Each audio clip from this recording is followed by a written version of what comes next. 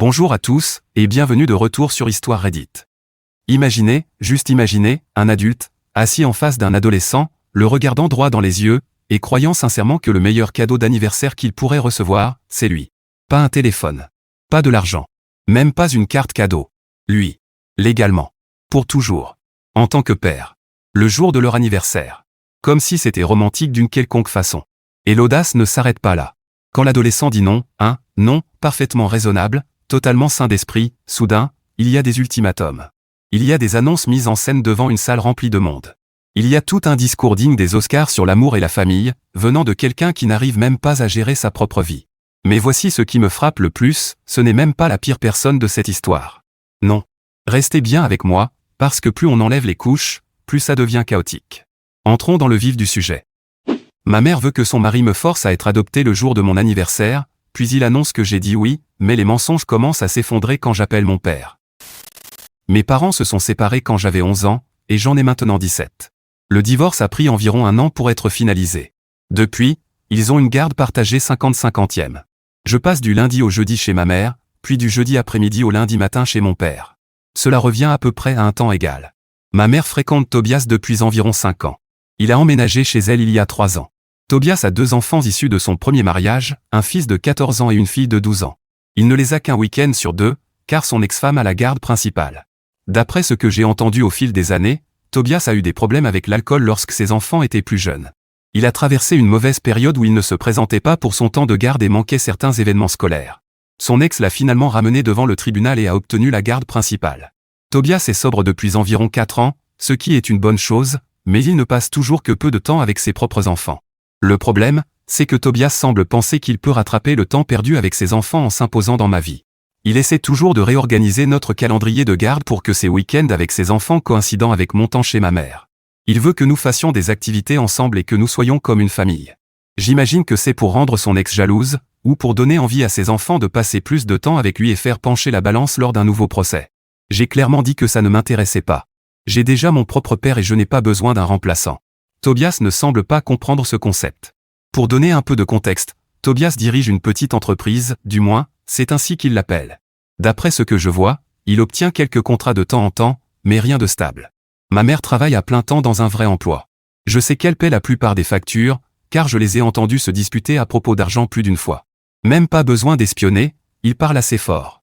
Tobias insiste sur le fait que son entreprise traverse simplement une période creuse et que les choses vont s'améliorer. Mais cette période dure depuis 2 ans et rien ne s'est amélioré. Ma relation avec Tobias n'a jamais été bonne, il en fait trop. Il commande tout ce que je fais. Il veut savoir où je vais, avec qui je suis, à quelle heure je rentre, même quand je ne suis pas chez ma mère pendant mon temps de garde habituel. Il agit comme s'il avait de l'autorité sur moi. Ma mère le laisse faire.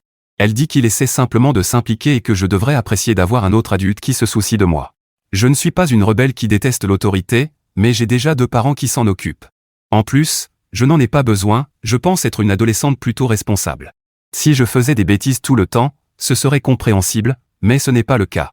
Pour moi, c'est juste un homme qui vit chez ma mère et qui n'arrive pas à accepter que j'ai déjà un père. La situation a atteint un point de rupture autour de mon 17e anniversaire le mois dernier. Pendant des années, mes parents ont réussi à mettre leurs différends de côté pour mon anniversaire. Ils organisaient une seule fête ensemble, généralement dans un parc ou un restaurant, et les 2 familles étaient présentes. J'aimais ça, parce que même si je savais que mes parents ne se remettraient pas ensemble, et je pense qu'ils sont mieux séparés, les avoir réunis pour mon anniversaire me faisait du bien. Je sais, c'était un peu naïf, mais c'était mieux que n'importe quel cadeau. Avoir simplement 2 personnes que j'aime célébrer ma journée, c'était agréable. C'était le seul jour de l'année où je ne me sentais pas coupé en 2. Cette année, c'était différent. Environ 6 semaines avant mon anniversaire, ma mère m'a dit qu'il y aurait 2 fêtes séparées, une chez mon père et une chez elle. Elle a dit que ce serait mieux comme ça, parce que je pourrais célébrer correctement avec chaque côté de la famille. J'ai immédiatement compris que c'était l'idée de Tobias. Depuis qu'il a emménagé, il pousse pour plus de séparation entre mes 2 foyers. Il n'aime pas mon père et fait des commentaires à son sujet. Il pense que mon père n'en fait pas assez ou ne se soucie pas assez de moi. Rien de tout cela n'est vrai, mais il est en compétition avec lui pour être mon père. Peut-être que s'il se détendait et essayait d'être un beau-père plutôt qu'un père, nous aurions une meilleure relation. J'ai essayé de convaincre ma mère de ne pas faire ce plan avec 2 fêtes. J'ai dit que je préférais une seule fête comme d'habitude. Elle n'a pas cédé, parce que Tobias avait déjà commencé à organiser quelque chose de spécial pour moi chez eux et qu'elle ne voulait pas le décevoir. Et voilà, Tobias voulait jouer au papa devant ses propres enfants et la famille de ma mère, et ce qui m'a le plus blessé, c'est que ma mère l'a laissé faire. La première fête a eu lieu chez mon père, le samedi avant mon véritable anniversaire. Mon père a invité mes amis du lycée, mes cousins de son côté et quelques amis de la famille. On a fait un barbecue dans le jardin. Mon père a grillé des burgers et des hot dogs. Ma tante a préparé un gâteau au chocolat maison parce qu'elle sait que c'est mon préféré. Mes amis sont venus, on a mis de la musique, et on est resté autour du feu jusqu'à tard. C'était exactement ce que je voulais. J'aurais juste aimé que ma mère et sa famille soient là aussi. Ça aurait été encore mieux. Après cette fête, j'ai dit à ma mère que je n'avais pas besoin d'une deuxième. Je lui ai expliqué que ça m'allait très bien et que je préférais simplement un dîner tranquille avec elle. Elle s'est mise en colère parce que, selon elle, j'étais ingrate. Tobias avait fait beaucoup d'efforts pour organiser cette fête, et je devais être présente et rester polie. Je lui ai expliqué tout ce que je ressentais à propos de Tobias, qu'il en faisait trop, mais elle s'en fichait et m'a traité de gamine capricieuse. Pour ma propre mère, j'étais une enfant gâtée qui n'apprécie pas ce que les autres font pour elle. Ce n'était pas juste, je ne voulais simplement pas assister à une fête d'anniversaire qui, en réalité, était davantage centrée sur Tobias que sur moi. La deuxième fête était prévue pour le samedi suivant, chez ma mère. J'étais sorti faire quelques courses plus tôt, donc quand je suis rentré, ma mère et Tobias étaient dans la cuisine. Ils avaient un comportement étrange, trop joyeux, trop accueillant. Ma mère n'arrêtait pas de me demander si j'étais excité, et Tobias parlait d'une grande surprise pour moi. Je suis allé dans ma chambre pour me changer et poser mes affaires. La maison était déjà décorée, il y avait des ballons et des guirlandes dans le salon. La table de la salle à manger était recouverte d'une nappe élégante que je n'avais jamais vue. Ça ne ressemblait pas à une fête d'anniversaire pour une adolescente, tout avait l'air très formel. Franchement, si j'avais eu 57 ans au lieu de 17, ça aurait été moins étrange. En plus, c'était bizarre, ce n'était pas du tout le style de ma mère ni de Tobias. Ils n'avaient jamais décoré comme ça, même pour leurs propres anniversaires. Environ une heure avant l'arrivée des invités, Tobias a frappé à la porte de ma chambre. Il est entré avec une petite boîte cadeau emballée dans du papier argenté. Il s'est assis sur mon lit sans demander la permission et m'a dit qu'il voulait parler avant l'arrivée de tout le monde, parce qu'il avait quelque chose d'important à discuter. Il m'a donné la boîte et je l'ai ouverte. À l'intérieur, il y avait un collier avec un pendentif sur lequel était écrit « Family ». Je l'ai remercié, même si ça me semblait très étrange. Tobias a dit qu'il y avait plus que ça, que ce collier représentait quelque chose de plus grand. Il voulait officialiser notre famille. C'est à ce moment-là qu'il m'a dit qu'il voulait m'adopter. C'était quelque chose auquel il pensait depuis des mois, qu'il m'aimait comme sa propre fille et qu'il voulait que ce soit officiel. À ce moment-là, il m'a dit que ma mère était d'accord. Je n'avais qu'à accepter, et ensuite mon père devrait signer des papiers renonçant à ses droits parentaux. Je l'ai regardé, me demandant s'il avait recommencé à boire, mais je ne sentais pas d'alcool dans son haleine. Alors je lui ai dit non, en essayant d'être aussi douce que possible. Quelque chose comme « j'ai déjà un père, il m'aime aussi, et je ne vais pas le sortir de ma vie ». Je pense que ma réponse était logique face à une demande irrationnelle. Je comprends que certaines personnes n'ont pas de parents pour différentes raisons, mais ce n'est pas mon cas. Et non seulement j'ai un père, mais j'en ai un qui tient à moi et qui est un bon père. Mais il ne l'a pas vu comme ça, et son attitude a complètement changé. Il n'était plus gentil ni heureux, il était en colère. Il s'est penché vers moi, comme s'il me menaçait, et m'a dit que je devais bien réfléchir. C'est là qu'il a mentionné quelque chose de faux, que la maison dans laquelle nous étions était à son nom. Donc, si je ne voulais pas faire partie de sa famille, peut-être que je ne devrais pas vivre là. J'avais deux options, accepter l'adoption ou aller vivre chez mon père à temps plein. Tobias aime agir comme s'il contrôlait tout, mais la vérité, c'est qu'il contribue à peine, son entreprise ne génère pas assez d'argent, même pour couvrir l'entretien de la maison, et ma mère le soutient depuis longtemps. Tobias s'est levé. Il a dit que j'avais jusqu'à la fin de la fête pour prendre une décision. Puis il est sorti de ma chambre. Je suis resté là, avec ce collier ridicule dans la main. Environ 10 minutes plus tard, ma mère est entrée dans ma chambre. Elle m'a demandé si Tobias m'avait parlé et ce que j'en pensais. J'ai été honnête, ça me semblait être une très mauvaise idée. Ma mère savait exactement ce qui se passait et a soupiré comme si je compliquais quelque chose de simple. Elle m'a expliqué que Tobias voulait juste se sentir comme un vrai père pour moi, que ça compterait beaucoup pour lui si j'y réfléchissais. C'était une chose quand ça venait de Tobias, parce que je suis habitué à son comportement, mais venant de ma mère, c'en était une autre. Elle ne s'est pas disputée avec moi, mais elle n'est pas partie non plus. Elle est restée dans ma chambre à plier des vêtements et à ranger, en gros pour s'assurer que je ne m'échappe pas avant l'arrivée des invités. La fête a commencé vers 16 heures. La liste des invités n'était pas du tout ce à quoi je m'attendais, il n'y avait pas un seul de mes amis. Il y avait les enfants de Tobias, quelques voisins que je connaissais à peine, et des membres de la famille de ma mère. Plus précisément, ceux qui n'aiment pas mon père. Ma mère a 2 frères et une sœur. L'un de ses frères s'entendait toujours bien avec mon père. Devinez qui n'a pas été invité à la fête. L'autre frère et ma tante étaient là, avec leurs enfants. Ce sont les membres de la famille qui ont cessé de parler à mon père après la séparation. Ils ont toujours été froids avec moi dès que je le mentionne. Quand j'ai eu un moment seul, j'ai appelé mon père et je lui ai expliqué ce qui se passait. Il n'était pas en ville, il était parti faire quelque chose avec des amis à quelques heures de route, donc il lui faudrait du temps pour revenir. Pendant ce temps, j'ai fait ce que j'avais à faire, j'ai mangé du gâteau, ouvert des cadeaux et discuté avec quelques personnes. Je pensais que si j'attendais simplement, je pourrais quitter la maison et que ce serait fini. Mais Tobias a commencé à parler. Il a commencé à dire à quel point il était fier d'être un père pour moi. Il disait des choses incroyables à mon sujet, tout en essayant de s'insérer dans mon éducation. C'était faux. Il ne me connaissait que depuis 5 ans, et pendant la majeure partie de ce temps, je l'avais évité parce qu'il y avait toujours quelque chose d'étrange chez lui, comme maintenant. Il n'arrêtait pas de dire à quel point je comptais pour lui et combien il voulait s'assurer que je me sente aimé et soutenu. Puis, devant toute la salle, il a annoncé que j'avais accepté qu'il m'adopte. Il a dit que nous allions officialiser ça et que je serais bientôt légalement sa fille. Il ne pouvait pas être plus heureux d'être mon père. Tout le monde a applaudi, sauf les enfants de Tobias. Ils avaient l'air confus, mais ils ont souri. Ma tante a serré ma mère dans ses bras et les gens sont venus me féliciter. Moi, je me disais, mais qu'est-ce qui se passe? C'est le genre de moment où on cherche des caméras, mais il n'y en avait pas. J'ai dû dire que je n'avais rien accepté. Et aussi raconter ce qui s'était passé plus tôt, quand Tobias était entré dans ma chambre pour me menacer. Qu'il m'avait donné un ultimatum, l'adoption ou partir. Je n'ai pas oublié non plus quand il a dit que la maison était à son nom. Au moins, les gens m'écoutaient. Tobias s'est mis à parler plus fort pour raconter sa version, très différente de la réalité, en disant à quel point il était impressionné que j'ai changé d'avis après notre discussion. Dans sa version, j'étais excité, en pleurs, en train de le serrer dans mes bras pour cette opportunité de devenir sa fille. Franchement, il le disait de manière tellement convaincante que même moi, j'aurais presque pu y croire. Pas vraiment, parce que j'étais là, mais c'était à ce point-là. Bref, je l'ai laissé parler tout seul, je suis monté dans ma chambre, j'ai pris quelques affaires et je suis sorti de la maison. Ma mère m'a suivi et a essayé de m'arrêter. Elle m'a demandé de revenir et de dire quelque chose pour éviter que Tobias ne soit humilié devant ses amis et la famille. Je lui ai répondu que c'était elle qui devrait avoir honte de fréquenter quelqu'un comme lui. Mon père était déjà en route, mais il lui restait encore environ 20 minutes. J'ai attendu au bout de l'allée. Heureusement, ma mère est restée sur le perron et ne s'est pas approchée, tandis que Tobias est resté à l'intérieur. Quand mon père est arrivé, je suis monté dans la voiture et nous sommes partis aussi vite que possible. Pour l'instant, je n'ai parlé ni à ma mère ni à Tobias, et je n'ai pas l'intention de le faire. Mon père est très en colère contre ma mère, parce qu'elle a accepté tout ça. Il pense à modifier l'accord de garde, ce que je ne considère pas vraiment nécessaire.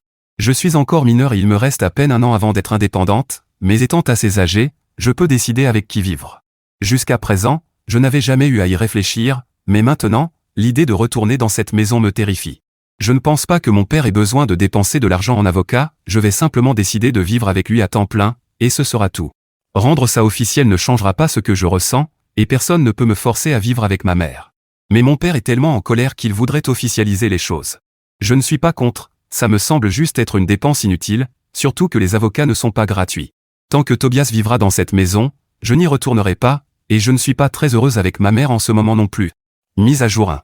Je n'ai pas parlé à ma mère pendant 4 semaines après la fête. Elle m'envoyait des messages tous les jours après mon poste, mais je les ai tous ignorés. Heureusement, j'avais déjà pas mal d'affaires chez mon père, donc je n'avais pas besoin de retourner chercher le reste. Il me reste quelques vêtements là-bas, mais j'ai pris le plus important ce jour-là pour ne pas avoir à y retourner pendant un moment. Finalement, ma mère s'est présentée chez mon père. Elle a frappé à la porte. Je pouvais les entendre parler sur le perron pendant quelques minutes, car la discussion était assez tendue. Elle voulait me parler, et je ne voulais pas que mon père se batte à ma place, alors je suis sorti pour lui parler. Ce qui m'a surprise, c'est que ma mère s'est excusée. Elle a dit qu'elle aurait dû me parler du projet d'adoption avant la fête, que Tobias l'avait convaincue que ce serait une belle surprise et qu'elle l'avait suivi. Elle ne savait pas que Tobias allait me menacer ou me coincer, alors elle regrettait de m'avoir traité de gamine capricieuse et de ne pas m'avoir écouté quand j'ai dit que je ne voulais pas d'une deuxième fête. Je n'ai pas accepté ses excuses parce que, malgré son explication, c'était quand même très grave qu'elle soit d'accord avec l'idée que Tobias veuille m'adopter. J'ai dû lui dire que je ne retournerai pas vivre chez elle, que Tobias y soit ou non. Puis elle m'a dit qu'elle ne comptait pas quitter Tobias, ce que je ne lui avais pas demandé, parce qu'il formait une équipe. Elle était venue s'excuser et essayer de trouver avec moi un moyen pour que je m'entende avec lui. Je pense qu'elle ne m'écoutait pas, ou alors qu'elle fait partie de ces personnes narcissiques qui cherchent toujours à tirer quelque chose de chaque situation. Nous avons continué à en parler un peu, jusqu'à ce que je lui demande de me dire la vérité sur quelque chose. Je lui ai demandé pourquoi la famille de mon père et la sienne se parlent à peine. Plus précisément, pourquoi son frère et sa sœur détestent autant mon père. J'y pensais depuis la fête, ma mère avait invité exactement les personnes qui ne supportaient déjà pas mon père. Elle a créé un environnement dans lequel personne ne remettrait en question le fait que Tobias essaie de le remplacer. J'ai dû insister jusqu'à ce qu'elle me donne enfin les vraies raisons. Le divorce n'était pas aussi simple que je le pensais. Elle m'a expliqué qu'après leur séparation, elle voulait essayer une thérapie de couple, elle pensait qu'il pouvait arranger les choses. Mon père a accepté d'aller à quelques séances, et ma mère a cru que cela signifiait qu'il était ouvert à une réconciliation. Elle se trompait. Pendant qu'ils étaient censés travailler sur leur mariage, mon père avait déjà engagé un avocat et déposé une demande de divorce. Il ne lui en a pas parlé. Elle l'a découvert lorsqu'elle a reçu les papiers. 2 semaines plus tard, quelqu'un a vu mon père à un rendez-vous avec une autre femme. Je connais cette femme, c'est sa compagne actuelle. Ma mère a dit qu'elle s'était sentie trahie. Elle s'était accrochée à l'espoir pendant que mon père était déjà passé à autre chose, et sa famille était furieuse pour elle. Son frère et sa sœur voulaient qu'elle se batte pour obtenir la garde complète. Ils pensaient que mon père avait été cruel de lui laisser croire autre chose. Ma mère a essayé de demander la garde complète juste après la finalisation du divorce, mais elle ne l'a pas obtenue. Le tribunal a maintenu la garde partagée 50-50e. Je ne savais rien de tout ça, parce que tout reposait sur une sorte de mensonge. J'étais petite à l'époque, mais pas stupide. Même si mon père n'a jamais mentionné que ma mère voulait se réconcilier, sa relation avec sa compagne actuelle n'a commencé qu'après la fin du divorce. J'ai rencontré sa compagne plusieurs fois, elle a toujours été gentille avec moi, et je préfère croire elle est mon père plutôt que la personne qui a accepté de me tendre un piège le jour de mon anniversaire. Je suis rentré à l'intérieur après que ma mère soit partie. Ce soir-là, je n'ai rien dit à mon père. Le lendemain, après l'école, je lui ai demandé si nous pouvions parler. Je lui ai raconté ce que ma mère m'avait dit, et nous avons eu une autre discussion. Mon père n'a pas nié le fait qu'il avait accepté la thérapie, mais c'était obligatoire avant de déposer une demande de divorce. Il avait déjà pris sa décision bien avant, mais il ne l'a pas surprise avec les papiers, il ne les a déposés qu'après avoir terminé les séances de thérapie. Si ma mère s'est sentie trahie, c'est parce qu'elle s'était créé de faux espoirs qu'il allait arranger les choses. Le mariage était terminé, et il ne voyait pas l'intérêt de faire semblant du contraire. Et malheureusement, je ne suis pas en désaccord avec lui. Quand j'étais enfant, je pouvais les entendre se disputer, et ce n'était pas joli. J'ai toujours su qu'il valait mieux qu'ils ne soient pas ensemble. J'aimais simplement qu'ils soient réunis pour mon anniversaire, sans dispute ni tension, mais jamais comme un couple, parce que ça me rappelait de mauvais souvenirs. Sa compagne l'a rencontré quelques mois après la signature du divorce, mais ma mère continuait de s'accrocher à l'idée qu'il y aurait encore une chance entre eux. D'une certaine manière, elle a dû voir tout cela comme une trahison. Quelques jours plus tard, ma mère m'a appelé. Elle m'a demandé si j'avais réfléchi à l'idée de revenir vivre chez elle pendant mes jours de garde habituels. Ma réponse a été non. Même si je pouvais lui pardonner, ce que je ne dis pas que je ferai, Tobias fait toujours partie de l'équation, et ça, c'est clairement impardonnable. Elle a compris, mais elle voulait aussi que je sache quelque chose. Elle m'a dit qu'elle et Tobias avaient des problèmes. Ils se disputaient beaucoup depuis la fête, et certaines vérités cachées avaient émergé. L'entreprise de Tobias est pratiquement en ruine, il n'a presque plus de clients. Il attend de signer un gros contrat, mais cela n'arrive jamais et il est probable que cela n'arrivera pas. Elle était aussi en colère contre Tobias pour ce qu'il a fait à ma fête, mais en même temps, elle l'a permis. J'ai l'impression qu'elle a utilisé Tobias comme un moyen de se venger de mon père, en me mettant au milieu, simplement parce qu'elle se sent trahie par ce que mon père a fait, entre guillemets, lors du divorce. Et maintenant, elle veut que Tobias en paie le prix, alors qu'elle est tout aussi responsable que lui. Tobias vit toujours avec elle, mais ils dorment dans des chambres séparées. Ça me fait penser que leurs problèmes ne sont pas vraiment sincères, puisque même moi je sais que son entreprise va mal, elle cherche juste un moyen de m'attendrir pour que tout redevienne comme avant. D'un autre côté, l'ex-femme de Tobias a appris ce qui s'est passé. Voilà la situation dans les grandes lignes. Eddie, je ne pense pas que ma mère ait été infidèle, parce que mon père me l'aurait dit. C'était simplement une relation qui n'a pas fonctionné, et ma mère n'a pas réussi à l'accepter. Mon père a renoncé à dépenser de l'argent en avocat. Je vais simplement vivre ici sans accord officiel. Il n'a pas à payer de pension alimentaire, puisque la garde était partagée équitablement entre les 2 parents. D'accord, attendez une seconde. Voici la vérité inconfortable. La mère est venue et elle s'est excusée. Elle s'est déplacée. Et une partie de vous, une partie de moi, honnêtement, avait envie de dire que ça suffisait. Parce qu'on est programmé pour vouloir que la mère soit quelqu'un de bien. On veut croire qu'elle a juste fait une erreur et qu'elle est en train de la réparer. Mais ensuite, elle ouvre la bouche et dit, Tobias et moi, on est une équipe. Et à cet instant précis, ces excuses ne valent plus rien. Parce qu'une vraie excuse s'accompagne d'un changement. Pas de « je suis désolé, mais on continue quand même comme ça ». Ça, ce n'est pas une excuse, c'est du contrôle des dégâts. Et puis arrive l'histoire du divorce. Et là, ça devient vraiment inconfortable, parce que pendant un instant, on en vient presque à avoir de la peine pour la mère. Elle pensait que la thérapie signifiait une réconciliation. Elle a été prise de court par des papiers. Elle a vu son mari passer à autre chose alors qu'elle s'accrochait encore à l'espoir. C'est réellement douloureux. Vraiment douloureux. Mais cette douleur date d'il y a 6 ans. Sa fille n'en est pas la cause. Sa fille avait 11 ans.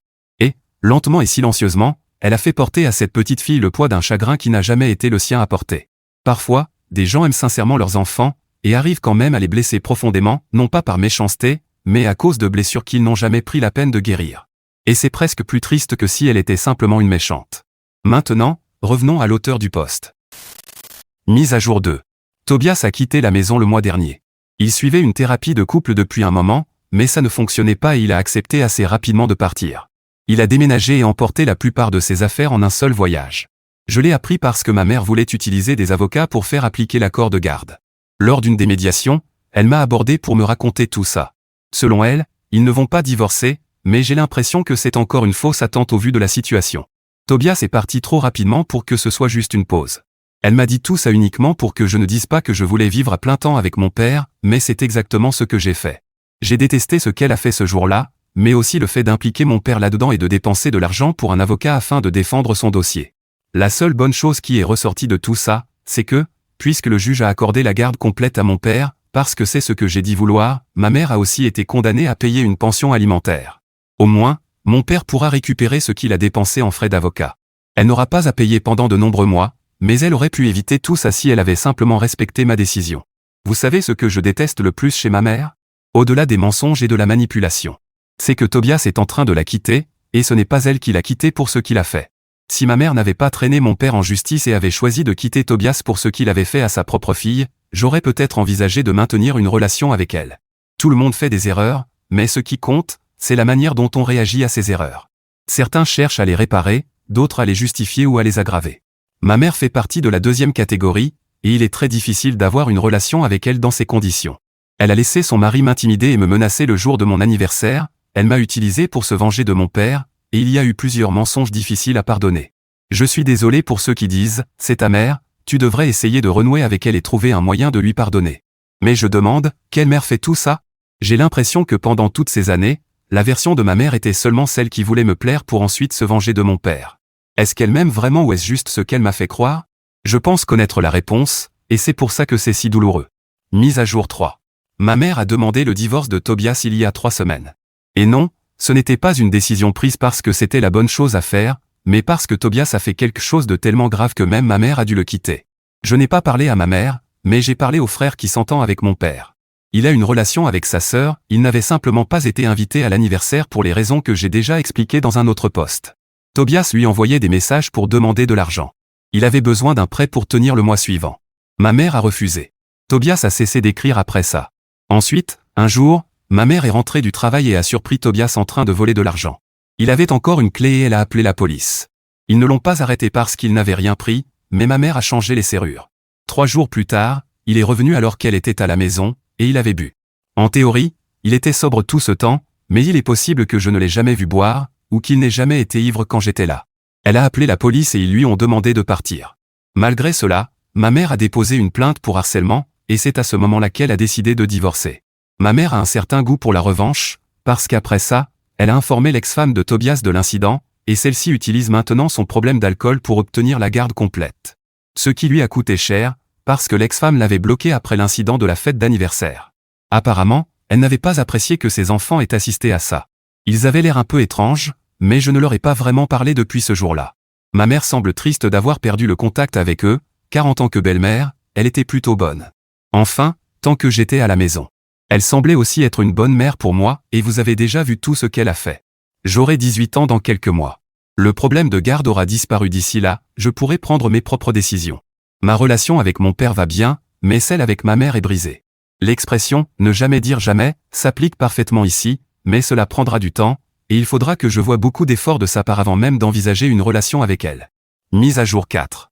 Je pense que je vous dois une dernière mise à jour, parce que la précédente n'en donnait pas vraiment l'impression, et parce qu'il y a de nouvelles choses que je ne savais pas.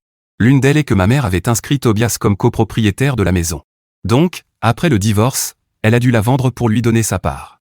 Je ne sais pas pourquoi elle a fait ça, ni si je le saurai un jour, car même son frère ne connaît pas les raisons. Nous avons maintenant découvert qu'elle a dû vendre la maison pour lui verser sa part. Un autre mensonge que nous avons découvert, c'est qu'elle a aussi été très créative lorsqu'il s'agissait de dire la vérité au reste de la famille. Son autre frère et sa sœur avaient la version de ma mère, tandis que l'autre frère ne l'avait pas. Mais comme parler de mon père était évité entre eux, le frère du côté de mon père ne savait pas quel était le problème. Il pensait simplement qu'il le détestait parce qu'il défendait leur sœur. Tobias a perdu la garde complète de ses enfants, et il n'est désormais autorisé à les voir que sous surveillance. Le juge a pris très au sérieux sa rechute dans l'alcoolisme. Ce qui m'amène à un autre mensonge, j'ai découvert que ma mère savait qu'il avait rechuté, mais qu'elle l'a caché pour qu'il ne perde pas la garde. Elle essayait de l'empêcher de boire quand ses enfants ou moi étions à la maison. Mais s'il buvait quand même, elle lui demandait de revenir plus tard, quand nous dormions. Je vais probablement continuer à découvrir d'autres mensonges avec le temps, ce qui semble être devenu une habitude chez ma mère ces derniers temps. Mais en ce qui me concerne, il n'y aura plus de nouvelles mises à jour. J'ai atteint l'âge de la majorité et je suis prête à vivre ma vie. Alors, ma famille YouTube, voici mon avis là-dessus. Soyons honnêtes, Tobias allait toujours finir par s'effondrer. Son passé avec l'alcool, son entreprise ratée, ce besoin désespéré de jouer au « papa » pour un enfant qui en avait déjà un, tous les signes étaient là. Cette histoire d'adoption, ce n'était pas de l'amour. C'était un homme en pleine crise d'identité qui essayait de se fabriquer une famille parce qu'il avait déjà perdu la sienne. Et menacer une adolescente de 17 ans le jour de son anniversaire pour obtenir ce qu'il veut? Ce n'est pas une figure paternelle. C'est juste un tyran avec un collier sur lequel il est écrit « Family ». Franchement, l'audace de ce pendentif, je n'en peux pas. Mais honnêtement, aussi extrême que Tobias ait pu être, la personne qui m'a le plus blessé dans cette histoire, c'est la mère. Parce que Tobias a toujours été un étranger pour cet enfant. Sa mère, non. Et elle a choisi, de manière répétée et consciente, de faire passer les sentiments de son mari et sa propre colère non résolue envers son ex avant le bien-être de sa fille. Elle était au courant de la rechute. Elle l'a dissimulé. Elle n'a invité que les membres de la famille qui détestaient déjà le père. Elle a traité sa propre fille de gamine capricieuse simplement parce qu'elle ne voulait pas d'une fête organisée pour flatter l'ego de quelqu'un d'autre. Ce n'est pas une mauvaise journée, c'est un schéma. Et voici la leçon que toute cette histoire semble nous crier, la douleur non résolue pousse les gens à faire des choses réellement terribles aux personnes qu'ils prétendent aimer le plus. La mère n'a jamais fait le deuil de son divorce. Elle a transformé cette souffrance en ressentiment, et ce ressentiment a lentement empoisonné chacune de ses décisions pendant des années. Elle n'a pas réalisé, ou n'a pas voulu réaliser, qu'elle utilisait sa propre fille comme un pion. La bonne nouvelle, c'est que cette adolescente a fait preuve de plus de maturité que la plupart des adultes de cette histoire. Elle est restée calme, elle a été honnête, elle a posé ses limites, et elle est partie de cette allée avec sa dignité totalement intacte. La vraie leçon? Le lien du sang ne mérite pas automatiquement la loyauté. Le respect? Oui. La confiance? Oui. L'amour constant? Oui. Et quand ces choses disparaissent, peu importe ce que dit l'arbre généalogique. Alors, mes amis, qu'en pensez-vous? Dites-le moi dans les commentaires ci-dessous. Et merci de m'avoir rejoint sur Histoire Reddit. N'oubliez pas de liker et de vous abonner. À la prochaine.